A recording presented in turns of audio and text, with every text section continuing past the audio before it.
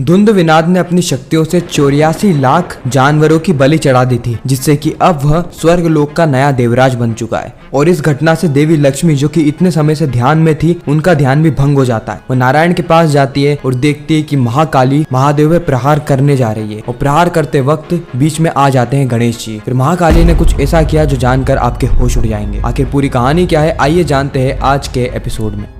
कहानी की शुरुआत में हम महादेव को देखते हैं, जो कि बहुत ज्यादा क्रोधित थे और अपने लक्ष्य की ओर कदम बढ़ा रहे थे। उनका लक्ष्य था विनाश। अगले ही पल हम देवी लक्ष्मी को देखते हैं, जो कि ध्यान कर रही होती है, लेकिन ये पूरी घटना से उनका ध्यान भी भंग हो जाता है। और इस ओर धुंध विनाद भी रुकने को तैयार नहीं था। वो अपना शक्तिशाली ढोलक जोर जोर से बजाने लगता है और उसकी ध्वनि से, उसकी ऊर्जा से 84 लाख जीव धुंध विनाद के वश में हो जाते हैं। लाखों की तादाद में जीव इस ध्वनि से अपना नियंत्रण खो बैठते हैं। धुंध विनाद कहता है कि जो मैंने कहा था वो मैंने कर दिखाया। अब इंद्र, मैं पुनः कहता हूँ कि तुम्हारा सिंहासन बचने नहीं वाला। मैं तुम्हारे सिंहासन को हड़प लूंगा और फिर तुम भी बाकी लोगों की तरह दर दर भटकते रहोगे। तुम्हारी रक्षा के लिए कोई नहीं आने वाला, ना ही शिव ना ही शक्ति। देवराज इंद्र इस पूरी घटना से भयभीत हो जाते हैं और दौड़े दौड़े जाते हैं नारायण के पास। हालांकि नारायण से पहले वो सहायता मांगने के लिए ब्रह्मदेव के पास गए थे, लेकिन ब्रह्मदेव ने सहायता देने से साफ मना कर दिया, जिसके चलते इंद्रदेव के पास कोई भी विकल्प नहीं बचा। इसलिए वो दौड़े दौड़े नारायण के पास आए और नारायण से कहते हैं कि नारायण, हमारी सहायता कीजिए। हम सारे ही देवता संकट में हैं, हमारा स्वर्ग लोक संकट में है। द्वंद्व विनाद 84 लाख जीवों की बलि चढ़ा रहा है। अगर उसने ऐसा कर दिया तो ब्रह्मा देव के वरदान के अनुसार उसे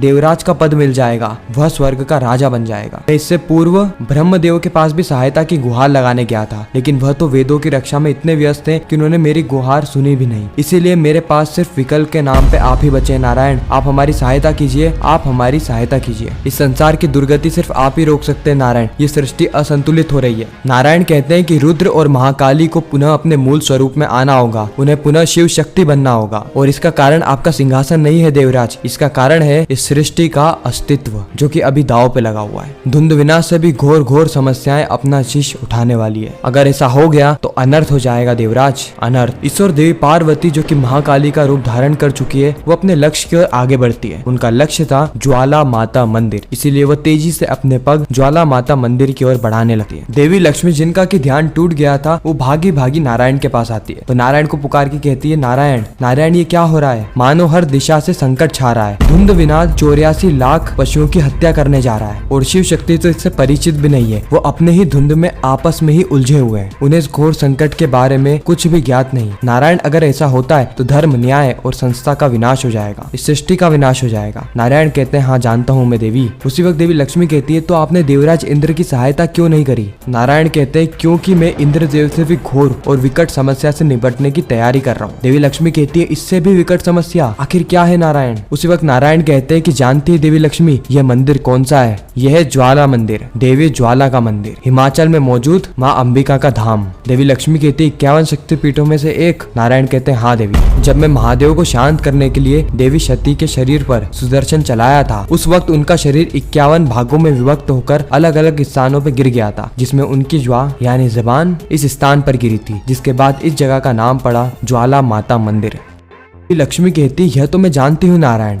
नारायण कहते, लेकिन आप यह नहीं जानती कि तब से इस स्थान पर महादेव का एक रूप देवी सती की जीवा की रक्षा कर रहा है। महादेव का सबसे प्रचंड और सबसे शक्तिशाली रूप, और उस रूप के जीवन का केवल और केवल एक ही उद्देश्य है कि इस स्थान पे देवी सती की ज्वा की रक्षा करने के लिए उसे किसी को भी दंड देना पड़े तो वो दंड देने के लिए सज्ज है, किसी का भी अंत करना पड़े तो वो अंत करने के लिए भी सज्ज है। और देवी पार्वती का स्वरूप महाकाली वाला रूप उसी स्थान पे जा रहा है अपनी ही ज्वा को नष्ट करने। अगर ज्वाला देवी का अस्तित्व संकट में आया तो वह रूप इस संसार को ही समाप्त कर देगा। यह महादेव का सबसे प्रचंड रूप वीरभद्र से भी अधिक भयावी स्वरूप है। शांत परंतु संहारक, विनाश की मूर्ति महादेव का सबसे भयावी स्वरूप भैरव है। और अगले ही पल हम काल भैरव को देखते हैं, जो कि ज्वाला माता मंदिर से अपने स्वरूप को बाहर लेकर आते हैं, क्योंकि बाहर आ गई थी देवी पार्वती का स्वरूप महाकाली, जो कि अत्यंत क्रोध में थी। और उस क्रोध को देखकर काल भैरव हाथ जोड़ लेते हैं। काल भैरव कहते हैं कि आदि शक्ति को मेरा नमन है। आज साक्षात आदि शक्ति को देखकर, आपका दर्शन पाकर मैं धन्य हो गया। लेकिन देवी, आपके किसी भी रूप को, किसी भी स्वरूप को मैं इस मंदिर को हानि नहीं पहुंचाने दूंगा। यह मेरा कर्तव्य है, यह मेरा कर्म है और यही मेरा धर्म है। उसी वक्त महाकाली कहती है कि काल और महाकाली किसी में भी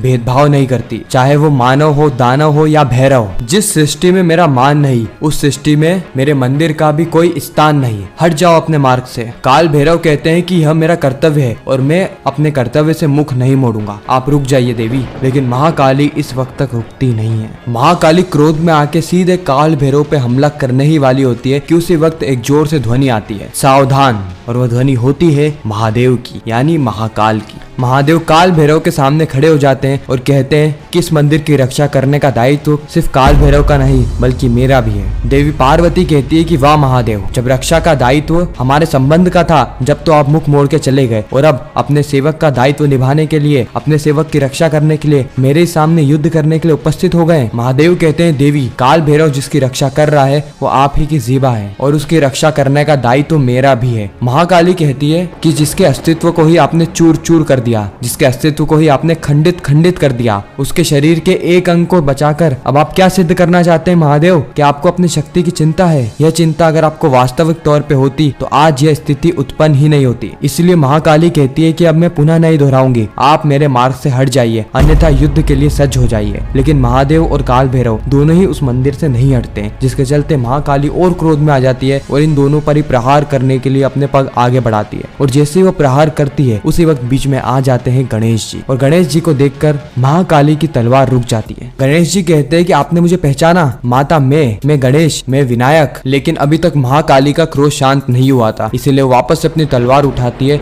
और जोर से चिल्लाने लगती है। महाकाली की पुकार इतनी तेज थी कि वहाँ पर खड़े हुए काल भैरव भी ये देख पा रहे थे कि धरती कांप उठ रही है। और महाकाली फिर अपनी तलवार से गणेश जी की ओर प्रहार करती है, लेकिन वह प्रहार खाली जाता है क्योंकि महाकाली ने गणेश जी पे प्रहार किया ही नहीं था, उनके समीप प्रहार किया अपने क्रोध को शांत करने के लिए। उसी वक्त देवी लक्ष्मी कहती है कि सौभाग्य से संकट टल गया है नारायण। नारायण कहते हैं कि संकट अभी टला नहीं है। देवी लक्ष्मी कहती है क्यों नहीं टला नारायण? हमने हमारी आंखों से देखा कि महाकाली ने गणेश पे प्रहार नहीं किया क्योंकि उनके अंदर माँ की ममता जाग उठी है। वह संहारक से पालक बन गई, अपने क्रोध से गणेश की रक्षा करी। महाकाल कहते हैं कि देवी, मुझे उम्मीद है कि आप समझ गई होंगी कि क्रोध के प्रलय में यह संसार सबसे पहले अपने संबंधों की ही बलि चढ़वाता है और आज आप अपने क्रोध के कारण गणेश पे प्रहार करने वाली थी। शांत हो जाइए देवी। उसी वक्त महाकाली चिल्लाते हुए कहते हैं कि बस करिए स्वांग। विडंबना तो यह है कि जो मुझे इस संबंध के पाठ पढ़ा रहे हैं उन्होंने खुद ने ही अपने ही त्रिशूल से गणेश का सर काट दिया था। यह बात ध्यान रखिए महादेव कि अब मैं ना ही कैलाश की स्वामिनी हूँ और ना ही सृष्टि की आदि शक्ति हूँ। मैं विनाशक बन चुकी हूँ, विनाशक। हर संबंध से विमुक्त हूँ मैं। अब अगर किसी ने भी मेरा मार्ग रोका